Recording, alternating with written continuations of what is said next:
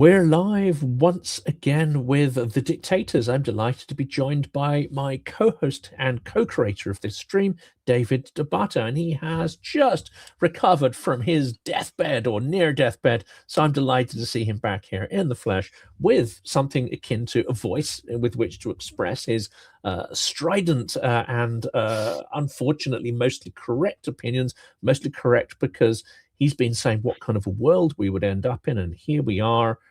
It's not over yet, but we are in a very disordered, very scary place. David, welcome. Thank you very much. As you said, I had a bit of a bout, as they say, with bronchitis. I'm just telling people out there, don't get bronchitis. It's not fun. So I don't quite have all of my voice back yet, but for what I do have, I'm sure it'll irritate enough people in any event. But again, I'm glad to be back here. I'm glad to be back with Jonathan. I do, as he said, or maybe he didn't say, I'll say, have my own YouTube channel, which is No Delusion Zone. I don't allow people that are delusional on the No Delusion Zone. They get on sometimes anyway. And also my website, which is on Substack, protectingtherepublic.com. Please visit both sites and need your support as subscribers. So again, No Delusion Zone on YouTube and protectingtherepublic.com on Substack. As we have for the last, I don't know, couple of weeks or so, we're going to delve into the horror story that's Iran. Jonathan, I know that you have kept up with what's going on there, but I guess the latest that I have to start with today on this episode of The Dictators is the fact that Donald Trump has now threatened genocide. There's no other word for it. He has threatened genocide on the Iranian country, the Persian civilization. I'll just post what he said here on Truth Social. A whole civilization will die tonight, never to be brought back again. That's what's known as genocide. I don't want that to happen, but it probably will. However, blah, blah, blah. You can read the rest of this. And of course, he ends it by saying, God bless the great people of Iran, who he wants to eliminate off the face of the earth. But that's our dear friend Donald, who doesn't make any sense whenever he talks. But here we have the president of the United States of America threatening genocide, threatening to wipe an entire nation, entire civilization off the face of the earth. There is no other word for that than genocide. If we already haven't, Jonathan, the United States has lost any claim it has to a high moral authority, to an ethical nation. We're done. I mean, we were before, but comments like that by our dear leader, King Don, just further puts the nail in the coffin of any claim we have to being a righteous nation. It makes me sick. And this, I think, is part of the point. Now, we'll come to how conscious Trump is of what he's actually doing and what it ladders up to. He's someone who lives in the moment. He's someone who lives in his own narcissistic bubble. He is someone who takes personal slights to heart. He is someone who lives in a world where he's constantly, I think, trying to feel the impact of his words in terms of the attention they can grab for him, his ego, his narcissism, and he's in this constant struggle, sensing strength and weakness in all those around. But it's almost as if he exists on the surface of reality, really not penetrating it without, prior context, without knowledge of history, without knowledge of all sorts of stuff. And there is the added element there, which one of our dear moderators has pointed out. There is the aspect of dementia, but it seems he has always existed on the surface of this bubble of his own narcissism. But behind the scenes, this isn't just the chaos of the world spinning and orbiting around his ego. We do see currents of purpose behind all this. And we have to ask who is benefiting from the situation. And then we have to go beyond that and ask, was there intentionality? Was there a plan behind it if, these certain powers are benefiting? Let's go through the list. Iran, ironic as it seems, is benefiting. Why is that? Or not Iran, the Iranian regime? Because they have an excuse. They've been given an excuse to double down on the persecution of their population. And during this period of war, that population is less likely to focus on unseating the regime. They're focused on their own survival at this point. So in a kind of strange way, the Iranian regime has benefited from the current crisis. They have more oil receipts and income. They have greater normalization of their terrorist regime than has happened at any time. And they even have, amongst sort of, the deluded extreme left, etc., a degree of sympathy for that regime. That is misplaced. It's a cruel and barbaric regime. It's not a cruel and barbaric people, though. And they have shown extraordinary bravery in standing up to this regime, in demanding a more democratic, pluralistic future. So the people of Iran should have our support and sympathy. Trump's words, of course, say the absolute opposite. But if we turn to who benefits, well, Iran is kind of benefiting. The regime is benefiting. Putin is benefiting. The spike in oil prices is the obvious one. If Ukraine hadn't been hitting their infrastructure, they'd be benefiting hugely from it. But actually, on a more strategic basis, Russia is benefiting because you have the US destroying its reputation internationally, trying to make its own allies complicit in the criminal war. They have refused to do so. It's driven a wedge between America and its allies in Europe. Greenland's back on the agenda, apparently. Threats against Europe, threats to crash NATO. And this appears to be maybe a catalyst which will allow Trump to push this through, or those who are guiding him towards these decisions to push the ultimate destruction of NATO through. As we've talked many times, and I've talked with my friend Jonathan Pierce as well, NATO's been in a kind of appeasement / holding operation, which I've said is a delusion and benefits nobody because it avoids real decisions being taken. But I can see why a lot of people wanted to believe that NATO is still a thing and wanted to try to appease the orange god to keep it going for a little bit longer. That turns out to be fruitless, and it is about to crash. The US, I think, is going to fall out of NATO. He couldn't trigger a crisis in Greenland. He got too much internal opposition within the Republican Party, within the US, within the legislature, and it seems within the tech bro community. Apparently, he had significant pushback to his threats against Greenland. He couldn't trigger the collapse of NATO through that, so he's had to find others. It may have come as a surprise to him that Iran is that perfect trigger. I don't think it will have come as a surprise to the nefarious forces who have pushed him into or prompted him into this. What I'm calling this episode is the Axis trap for Trump, because I suspect actually that there is far more intentionality behind dragging the US into this war than just Trump's deranged decisions himself. I suspect there have been various plots and machinations to push the US towards this, to suck weapons out of Europe, to create a divide between the US and Europe, and to get the US bogged down in this quagmire in the Middle East, absorbing their money, their weapons, their attention. Why? Why would such a trap be beneficial to Russia and China? Well, it leaves the way open. It leaves the way open to attack Europe. It leaves the way open to blockade Taiwan. The pieces are moving on the board. And that's my hypothesis. I'm going to throw it back to you because I've talked myself hoarse. Well, we're both going to lose our voice here pretty soon, so we've got to ration it. Look, I agree with what you said, but I want to just go back a little bit to what you said about what unintended benefits this may have for Iran. Not everyone, I'll say, but many people, certainly Trump, thought that the Iranian regime, the entire country was just going to fold in a few days. They were just going to bow down to Trump and the superior American weaponry, our technology, and just beg to surrender to America. Of course, that didn't happen, and I predict it's not going to happen. But one unintended benefit that I think many people did not count on was the rise in, how can I say, authority, respect. The fact that Iran now is a much bigger player on the international stage than it was before the war. They're not only bigger on the regional stage, the Middle East, the Persian Gulf, and so forth.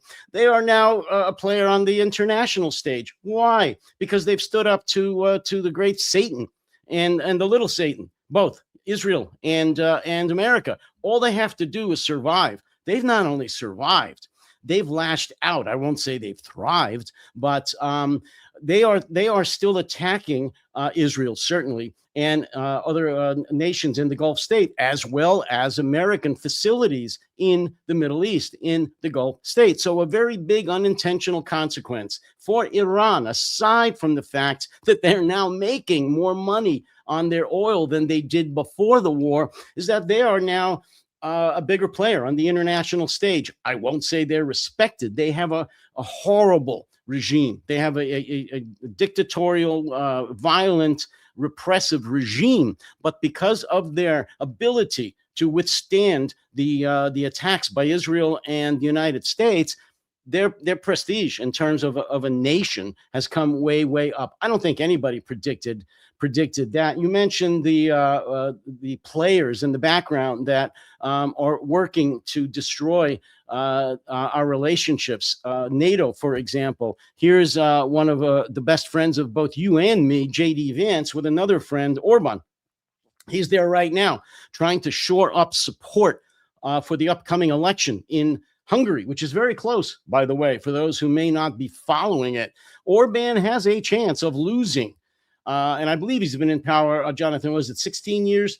And he has a chance, at least more than any time during all those years, of actually losing. And J.D. Vance is there to shore him up, to make sure that that a friend of Putin and Trump is victorious, another far right-wing authoritarian. And of course, that's disgraceful. I just quickly want to throw in the fact that talking about Iran going up in the eyes of the world, not for being a humanitarian nation, but again, for withstanding the attacks. The United States, of course, has gone way down. I can say with a fair degree of certainty that we will not have any bases pretty soon in the Middle East.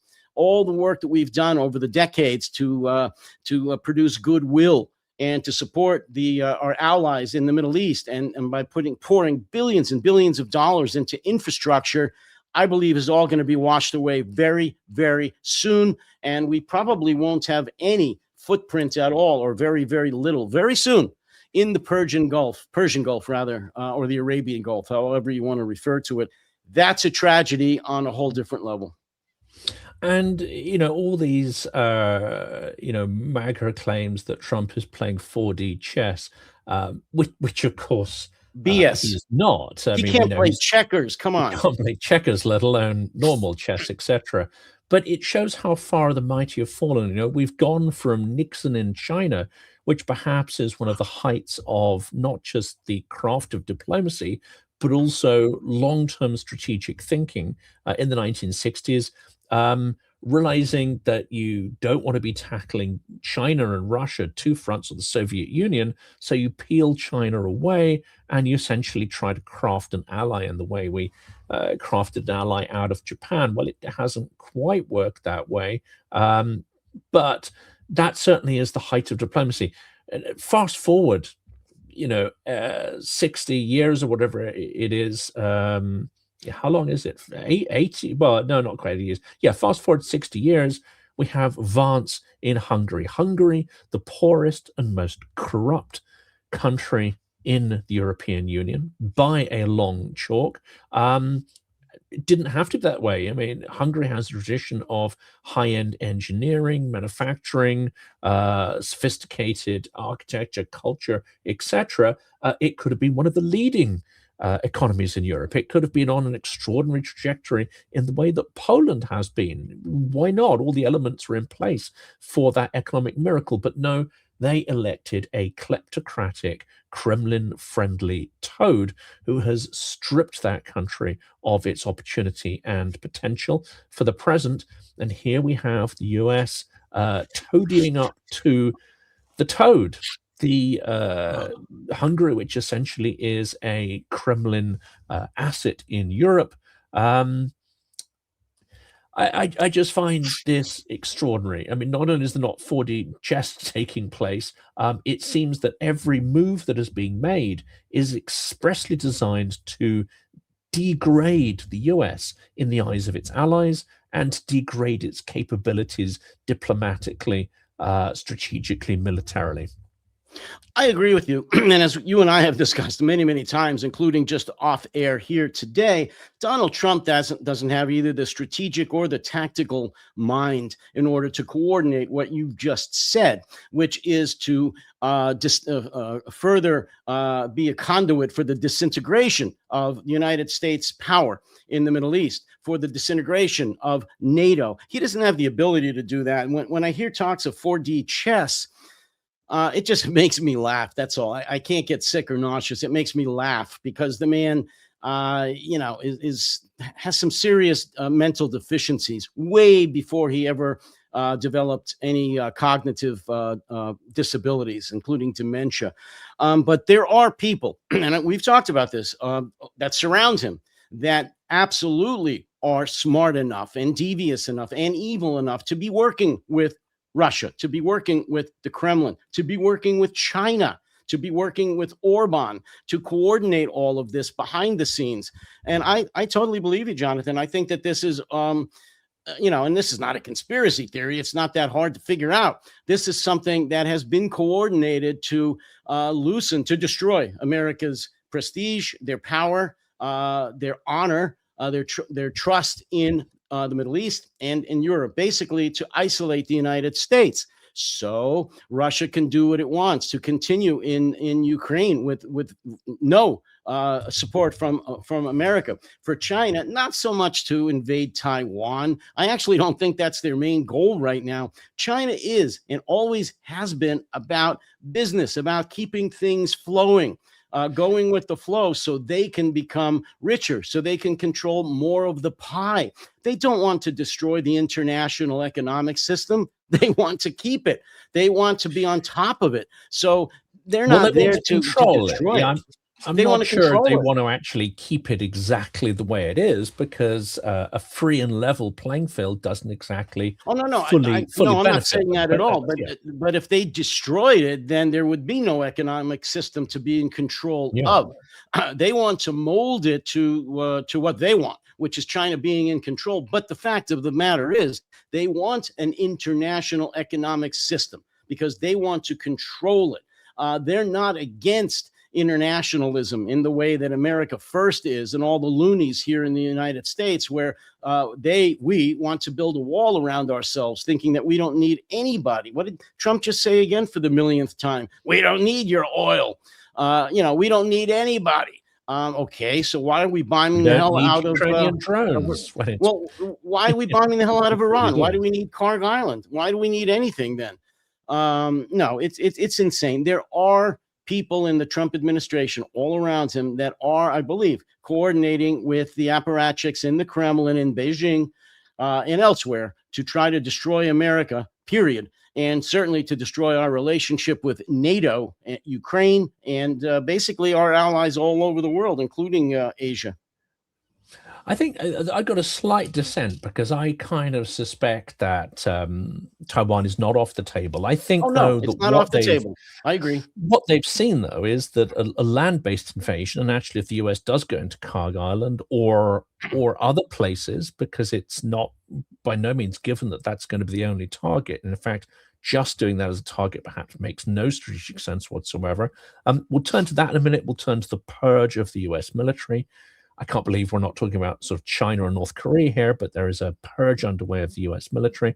But I think China is looking at this thinking that a blockade of Taiwan could work, whereas a direct invasion may prove to be too costly and the optics of it too destructive. So I think possibly, if the Iran crisis worsens and worsens significantly, then we could see China playing a more active role, possibly opening up the Strait of Hormuz, using its own naval resources in conjunction with Iran, and thereby taking over essential control of that waterway. Strategically, that would make an awful lot of sense, including the Red Sea as well. China is starting to actually physically take over the logistical nodes that previously were under the framework of US free trade policies, with the implicit sort of threat of its large naval presence. Well, this makes sense because if they want to take over that global trading network, then it's much easier. And this is Sun Tzu, isn't it? You get your enemies to fight first. You get enemies to exhaust themselves. Hmm. You have others fight the war for you. So Yep. then when you step in, you're not seen as the aggressor, and indeed you're the only power remaining. So I feel things are going to get an awful lot worse. Under the guise of that, they could perhaps make a move on Taiwan without any of the blowback that would happen if they were doing that, let's say, out of a clear blue sky when the US wasn't distracted in other arena. The other one, now, the US, of course, is still motivated by money. Even the MAGA is motivated by money, as is Trump and his elite. So if there weren't money-making opportunities, they won't be interested in any of this. Now, one could almost see that as, I don't see it as a positive in this sense, but it is at least something constructive. It is pointing towards at least that they have some kind of not totally nihilistic desire to burn the world down. Making money, when it's in a lawless fashion, is not great, but is not out and out nihilism. Russia, however, is a place that would burn the world down in order to control the ashes. Again, quoting Sun Tzu, it has a deeply nihilistic core, but has no actual sort of moral framework or limitations whatsoever. So I think we've got three competing kind of views of the world at play here, even amongst the Axis authoritarians. And unfortunately, China is going to be thinking very strategically about whether it can use Russian nihilism and American the greed of this administration and allow them to undermine themselves. So when it steps in, it is no longer facing such a direct confrontation. This is all coming to a head. I mean, China, as we've posted in the comments here, has known these things probably are coming one way or another, and has stocked up to an extraordinary extent on minerals, resources, food, oil, and so on. But even then, its sources are not infinite. It could probably withstand, a good few months of global trade blockades, but it cannot go on indefinitely. So we've said this before again. I feel all of this is coming to a head, and it also has to come to a head before the midterms in the US, and Trump is potentially finally held to account for some of his crimes and misdemeanors. Well, we've said it before, as you just mentioned, and I'll say it again. I believe that the biggest winner out of this is going to be China. And I actually don't disagree with you. Look, Taiwan is definitely on China's radar. Whether or not they invade it tomorrow or 6 months from now, I don't know. Nobody knows. But I think they're going to make a move. This certainly has sweetened the pot in terms of when they can do that. It's going to be sooner rather than later. Now, Jonathan, just look at Europe, for example, NATO. They're already considering the possibility that they're going to have to go to China for their energy needs. That since they've cut off, or tried at least to cut off, Russia, and since Iranian oil, Middle Eastern oil is going to be cut off, and they don't want to do any more business with America more than absolutely necessary, they're looking at China being their main partner now. And that's going to happen in many, many other regions, certainly in Asia. And as we've said weeks ago, when this first started, I think we're in the 39th or 40th day of this horror show now, this war. China's just sitting back, and they are gleaning so much information, so much intelligence, military intelligence about the weaponry, the tactics, and the strategy that the United States and Israel is using in Iran, our weapons platforms, how and when we're using them, where, our deployments, our logistics. If nothing else happens, they've already gained a wealth of knowledge about that. But after we do shoot ourselves out and knock heads and diminish ourselves, then they are going to step in. They're going to come out of this as the major player. And they do want to control the world economy. As I said, I in no way believe they want to destroy it. And they don't want to keep it the way it is. They want to bend it to their own means. They want to be number one. And after this is all over, I think Donald Trump has forced that into their hands. I think that he's going to allow them to be the major player, the major international economic powerhouse. It's really a tragedy. It really, really is. But I believe China is going to come out of this looking better and with more rewards than anyone out of all of the players in this, with the United States and possibly Israel being at the bottom of the heap. And ordinarily, with the kind of managed decline that might have taken 20, 30, 40 years to achieve, we're seeing that happen in real time. We're seeing an accelerated collapse, I think, of US power, and it will be US military power at the moment. Technically, on paper, it's at its peak, but we're at a precipice point, I think, for a number of reasons. One is getting trapped in immoral but also unstrategic wars, of which this is. I mean, we can argue till the cows come home about the perhaps need to have reform in Iran and get rid of the theocratic regime, which is behind so many ills, so much misery in the world, and which has supplied Russia, let's face it, with the means to attack and kill so many Ukrainians. So it is a vile, evil, a vicious regime, which I think many of us would like to see the back of. But when you do it, you have to do it with a plan. You have to do it with extraordinary determination and a clear-sighted plan. One of the reasons that no US administration has contemplated up till now is that no one could formulate a plan which they thought had any chance of working. And I think that's a significant detail. That brings us on to, and there was a comment just on the screen here, we've had military purges in China, which were pretty dramatic. We have constant military purges in Russia. That's nothing new. Convicting people of various charges from embezzlement to treason, etc. Well, that's how Russia has always done things. We are now getting purges in the American military.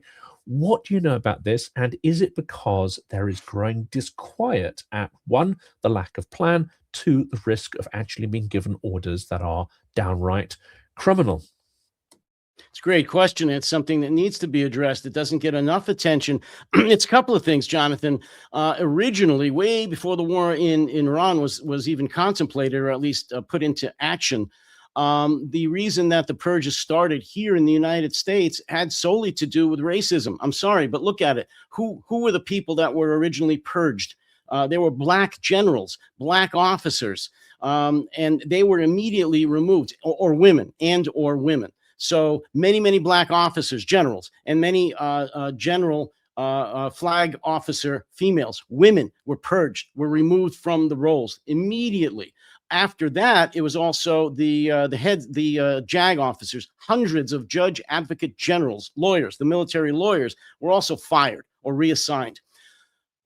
Two reasons for that. One was just, I'm sorry, out and out racism. Christian nationalism has gripped the United States military under Pete Hegseth, who has I'm not sure what it's called. Forgive me if I'm wrong. The Star of Malta, or the Cross of Malta on his arm, which was a medieval Christian symbol of the Crusades. He is a born-again fanatic and a full-fledged Christian nationalist / racist. And so he started purging the United States military of black and female flag level general officers, and then the legal staffs. The reason for that being he wanted total control, do away with the lawyers. As Shakespeare said, kill all the lawyers. Trump and Hegseth wanted full control, and they didn't want our American military led by African Americans and women. Just couldn't have that in a Christian nationalist America. Just now, and this is only in the last few weeks, we're starting to see some pushback from American senior officers. And so we're starting to see some purges that are based on the fact that some of our officers are actually saying, wait a minute, that's illegal. That's unconstitutional. I'm not sure if we should do that, sir. So we're going to start to see those kinds of purges, the kinds of purges you're talking about in Russia and China, stuff that's been going on forever. We're starting to see that here now, but it started as flat out racist and sexist purges, which has now gone into control, with the legal officers being fired. Now it's gone into just strict control. anybody that doesn't agree with the illegality of what's being asked of the American military, and they are being asked and have been asked to commit war crimes, to do things that are unconstitutional. And Jonathan, if senior officers, any military really, goes into Iran now after the president of the United States said on the record that we're going to eliminate the entire civilization of Iran, the Persian civilization, that's genocide. And if they take part in that, I'm sorry, that's a war crime. I'm not saying that every soldier, sailor, airman, and Marine should refuse their orders. I'm just saying that if they do that, they're going to be committing war crimes. And that's a real dilemma for anyone serving in uniform. And I certainly wouldn't want to be serving right now. And I certainly wouldn't want to be a commander who has to contemplate those orders and contemplate those orders without the assistance of my legal staff, my judge advocate general assistants who probably have been fired. That's it. And also contemplate the almost inevitability that you will be fired, you will be stripped of your wage, you'll be stripped of your dignity, what you've, in many cases, people would have, dreamed the whole lives of attaining the ranks. Take their pension away. Strip them of their pension and any perks. Their family may live in military communities from which they'll be ejected with, one would assume, subsidized housing and all the rest of it. It's almost like, those who contemplate, leaving a particular region. You're essentially going to be leaving everything behind. But in this instance, it's for a point of principle.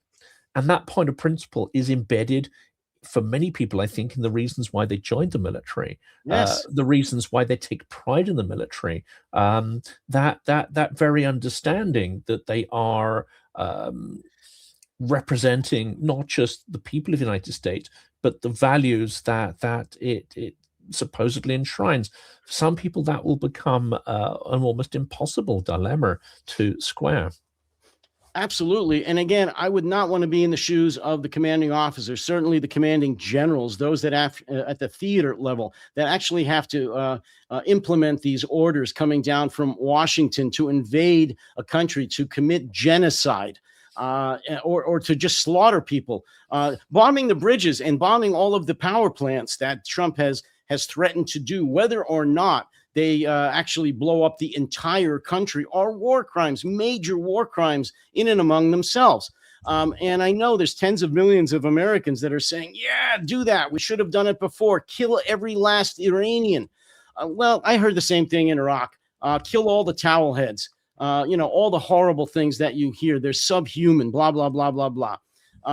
Just like the Untermensch, the Russians were Untermensch to the Germans. Well, everybody's always a subhuman when you're fighting someone, but this is America. We did and still do stand for something, and that any American soldier that willfully obeys illegal orders, that slaughters the innocents, and certainly an American president who threatens to eliminate an entire civilization and to bomb them back to the Stone Ages, obviously is a war criminal. Following a war criminal is a war crime. And I really can't say any more about that right now.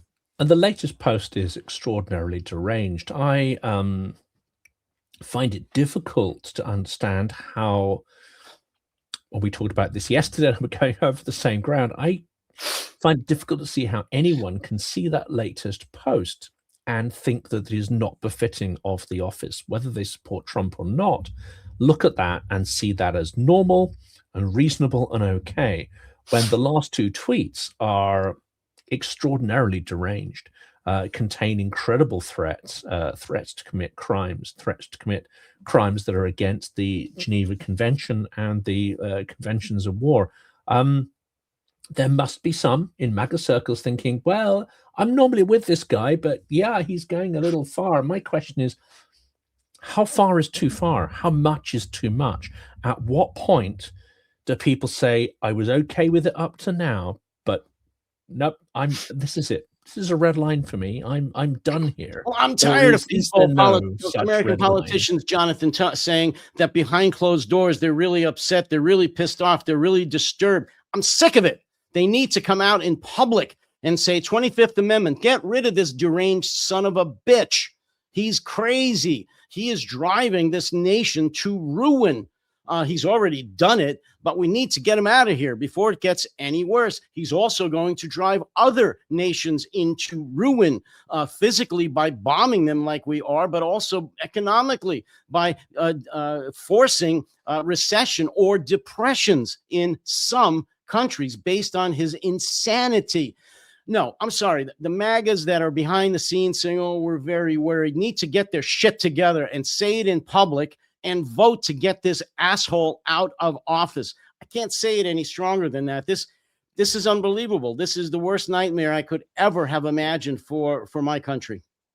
And this, I think, we're going to be talking a lot more about in future episodes. This is, when does Maidan come to America, and whether there is a threshold number of people who object to this. We know that there's enough people who passively object to this. One presumes at least half the country are not particularly okay with what's going on. But the question which Maidan raises is, and we compare it to the revolution that nearly succeeded in Belarus, and that is, one, you need a threshold. Two, you need incredible, I would say, moral clarity that goes far beyond self-interest to motivate people into moving. And thirdly, you need a percentage of them to say, okay, well, not only are we going to protest, we're going to risk everything. We're going to risk our homes and our lives and our families and our communities, but we are going to stand up. We're going to barricade. We are going to put all our resource and all our human capital into now resisting this. And actually, there's a point where in Maidan where you say, this is no longer a legitimate government because they're no longer governing in our name. They're no longer governing based on what was promised.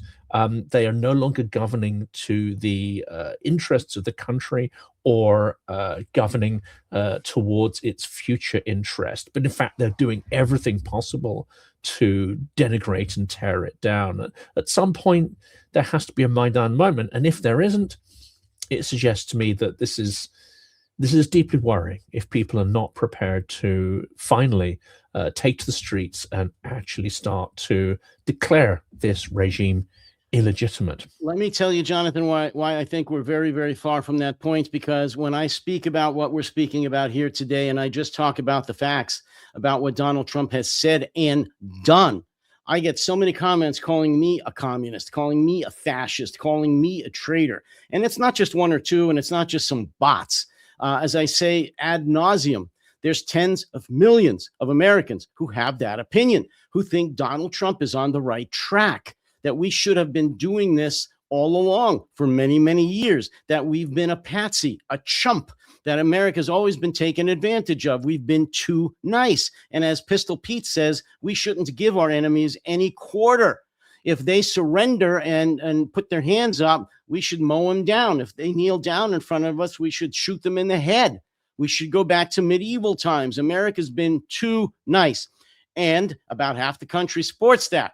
Tens of millions of Americans. So again, I hear what you're saying. But when, people like me, and there's not just me, there's millions and millions like me, but when we are attacked for being traitors and un-American, I just think that we're far away from the barricades and, storming the Bastille time.